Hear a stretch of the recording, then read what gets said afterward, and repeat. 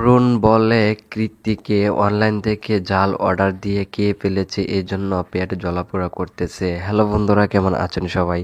আশা করি সবাই ভালো আছেন।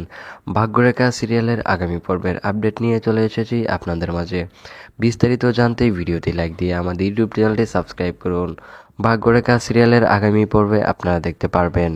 কৃতি বলে আমি জানতাম এমন হবে, যে কষ্ট পেয়ে ভেতরে চলে যায়। বোন বলে সব দোষ চাপা দিয়ে কান্না শুরু করলো বরুণ।